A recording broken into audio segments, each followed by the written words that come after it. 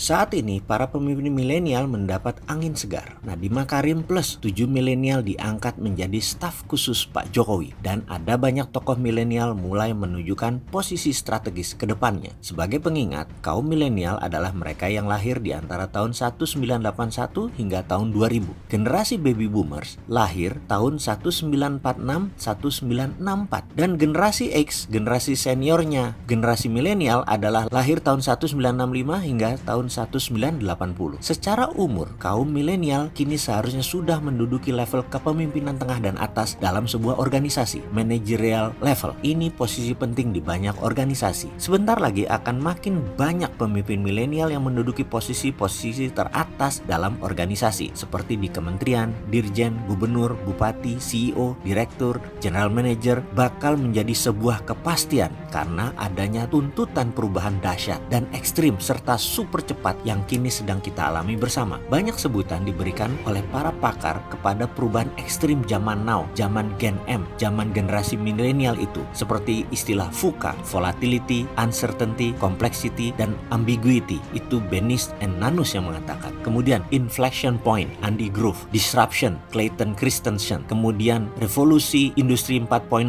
Klaus Schwab, dan the age of acceleration dari Thomas Friedman. Untuk itu, para pihak harus memahami fenomena apa yang sedang terjadi saat ini. Menariknya, semua pakar sepakat bahwa perubahan itu tak lagi linear atau incremental, tapi terjadi keterlepasan atau decoupling antara era lama dan era baru. Gak nyambung belas bahasa vulgarnya. Ini era baru, bukanlah kelanjutan atau kontinuitas dari era sebelumnya. Artinya, new normal yang dihasilkan oleh perubahan dahsyat tersebut sama sekali berbeda dari sebelumnya. Artinya, paradigma baru berbeda sama sekali dari sebelumnya. Saya ini generasi X, gak berani sok tahu dengan generasi milenial ini. Saya hormat sekali dengan generasi milenial ini. Apa akibatnya jika perubahan drastis itu terjadi? Akibatnya, pemimpin generasi baby boomers dan generasi X yang begitu mumpuni bergumul dengan tantangan-tantangan era lama menjadi tidak relevan lagi di era baru yang kini kita sedang hadapi. Kearifan atau wisdom, gaya kepemimpinan atau leadership style, kompetensi, nilai-nilai, perilaku atau behavior, habit yang begitu ampuh